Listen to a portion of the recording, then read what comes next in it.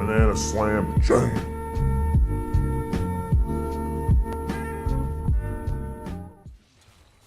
What's the highest MMR you've ever been? I think I was one game from Ancient 5.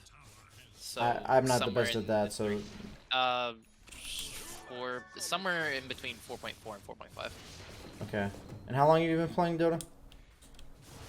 I think 4 years. Okay. It's funny. It's a good problem. I'm finding hard things to talk to you about.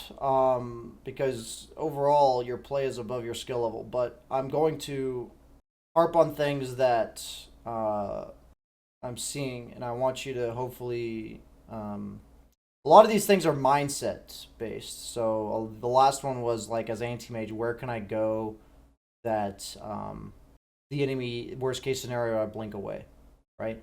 And so rather than thinking about the default where I go on the map, it's like if you want to gain MMR reliably past 4K, it takes more than just farming fast and defaulting to the right part of the map, right? It takes more than that.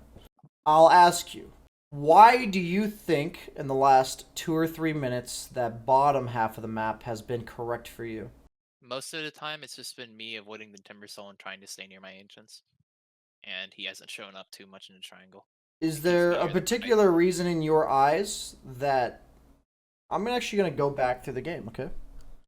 Is there a consistent reason why you think Timbersaw and the rest of his team are not bottom? The anti-mage is down there. At least from what I can see now. Okay. You want to expand upon that? They're trying to get us to play away from the anti-mage. Okay. So, when it's 1830 and you clear these ancients, which is reasonable,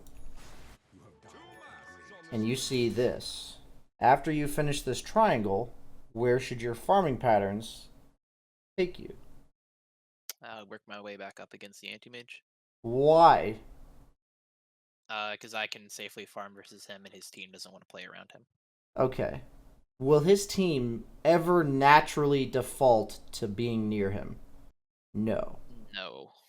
So if you play away from the anti-mage, not only is it that you farm well against anti-mage, okay? Not only is it that if you run into anti-mage while farming, you will benefit from that, right? Like, if you see him on a creep wave, don't you just dagger and blink on him? Mm-hmm. This is why PA is a good matchup against anti-mage, because usually both heroes buy a Battle Fury, okay? And if they both run into each other on the map, PA bullies the anti-mage. So it's like, as long as they're remotely on decent farm at the same time, like remotely on the same amount of farm, then PA just hard counters anti-mage. Because they have similar playstyles, PA usually gets punished by the opponent forcing a lot of team fights early, right?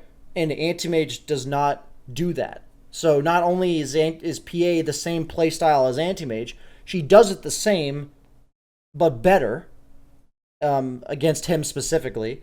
And the weakness she has, he cannot adjust his playstyle to punish it. Like, he can't adjust his playstyle, right? Like, he's not gonna, like... Yeah.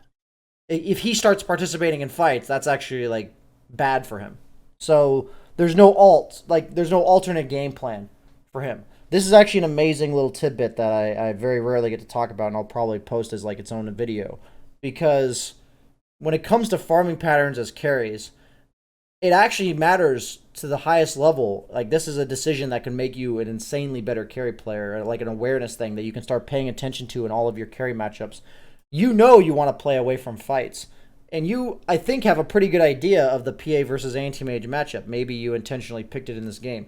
But, yet, it doesn't occur to you that if anti-mage plays a certain part of the map, not only is it bad that you're not playing in the same part of the map as him because you do benefit from running into him, but because his team doesn't want to play with him, you will naturally run into his team if you don't play the same part of the map as him. So a hero that I would also put in this equation would be if that carry was a drow. I think PA counters drow. But would you want to be farming the same part of the map as drow? Why or why not? Typically, doesn't she play with her team? She doesn't like to go off on her own. She doesn't go off on her own. And if she actually has help, she could potentially kill you, right? I'm talking like farming stage of the game, like 15 to 25 minutes, right? She could potentially offer help to killing you. And since her team likes to play around her, it's actually, even though your hero counters her, it's actually bad for you to play around her. Because you'll be drawn to be fighting even though you don't want to be.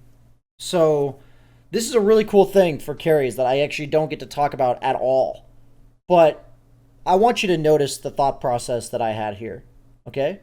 This is exactly how you and everyone else can watch your own games. I mentioned it in your anti-mage game, and I'm going to mention it here. Why do you think I rewound the game? So I could see the events leading up to it. Because I saw a situation in the game where you were fighting, and it didn't look like you chose whether or not you wanted to fight. Earlier, you took a fight around 15 minutes. You were farming the Ancients, and the Timbersaw just walked like right here. Your team went on him, and you joined. To me, that's a voluntary fight. Like, you could have just not shown up to that, but because you were farming in a place that was good for you and the fight was convenient for you, you showed up to it. So do you see the difference here? A voluntary fight compared to a fight where it feels like you have no choice. So what I saw in this game was, I'm going to fast forward,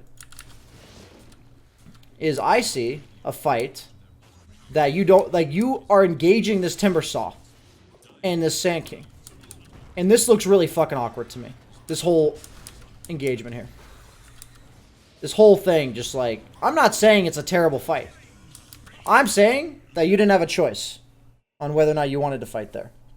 And so what happened was, and what I always tell people, and I've already told you from the last game, is I'm going to rewind in the next 2 minutes, in the previous 2 minutes. In this case, it was about a minute and a half prior, where because you didn't respond to the way the anti-mage was playing, you're forced to fight while he's doing this.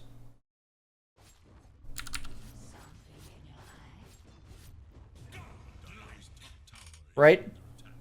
Yeah. And even though you killed the Sand King, I would argue you should not be there.